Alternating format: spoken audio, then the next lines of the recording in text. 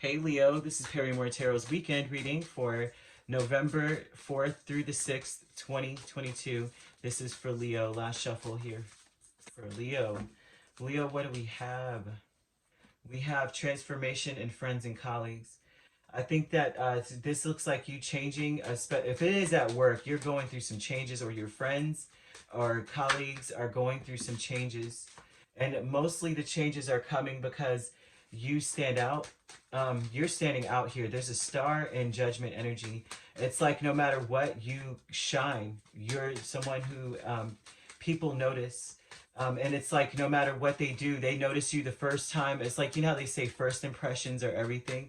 It's like first, second, third, fourth, fifth impression, you are still standing out. You know, some people, the shine wears off of somebody after the first time. Not you. Not you, Leo. That's not what I'm seeing here.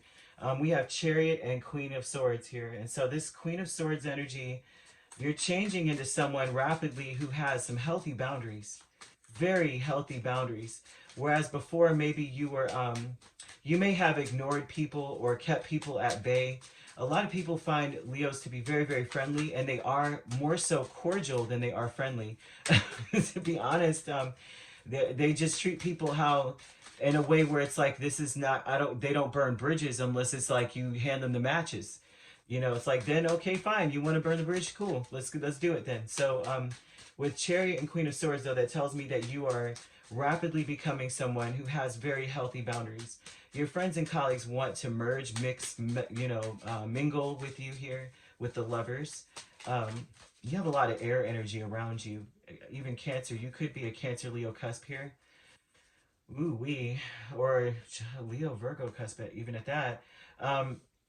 But the transformation aspect, Chariot, Queen of Swords, Seven of Swords, Nine of Swords. Goodness gracious. You don't have a choice in the matter. It's almost as though you have been so concerned with being betrayed in some way with the Nine of Swords and Seven of Swords. It's like, I think about this night and day. Are people actually, um, do they mean how they say what they say, right? You know, when people, um, I'm speaking to a Leo who may be a star in some way. Like you may be, like say you're at your job or say you're in the home. Anywhere you go, you stand out and you are that person. You show up and it's like Leo's here. You know, like Cheers. They're like Norm. Not that you show up and you're always there, but in the sense of the fact that you are someone that people recognize, they know, you know, they see you, and you stand out. But I'm seeing a Leo who has kept to themselves and kept people at bay because you are very, very hyper alert and aware to betrayal and deception. And so this is a person who now is more so like, I don't really have a choice. I just have boundaries. It's not that I'm ignoring people. It's not that I'm trying to be exclusive in some way. It's more so of the fact that I don't have um, you're going places and you don't have time for that kind of energy. So this is a cycle of you actually riding towards success, and you're not allowing anything to get in the way of your success, not even allowing yourself to ponder on how you maybe, you know, things are not on the up and up with people. Okay, so this also looks like too with Seven of Swords. It doesn't always mean deception. It can also be that things are happening so fast you have to think really quickly. This also shows a person who is very, very mentally sharp. You're very clever, and so instead of worrying, it looks like you're being way more proactive with instead of worrying, you're saying, you know what I can do and what I can't do, and this is, you know, you're not going to allow yourself to focus on things you cannot control, because this looks like you did at some point. You focused a lot on things you could not control and wondered, if it couldn't be controlled, then I missed something. So then you have friends and colleagues, Queen of Pentacles and the Lovers. I will say this, there are people around you who've got your back. This is looking like an Earth sign energy or a Gemini. They really have your back. This is someone who is providing for you. They have your best interests at heart. Okay, this shows Leo that with Star and Judgment, a supreme and beautiful healing as a person, feeling whole, feeling like you're yourself again. And I say that because Judgment isn't again energy, you know. So travel, Page of Wands, Eight of Swords. And this travel is all about you making decisions to get out of your own way.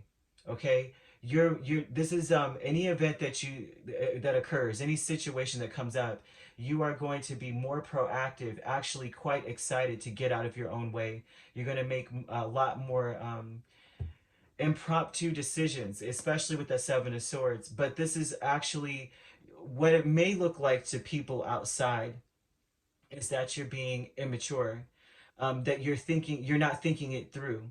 But the truth is that your mind is so sharp this weekend. It usually is very sharp. That's why people look at, you know, how like most Leos, I see people treating them as though they're not that quite that bright, you know, kind of thing, because of the happiness and the joy that you exude.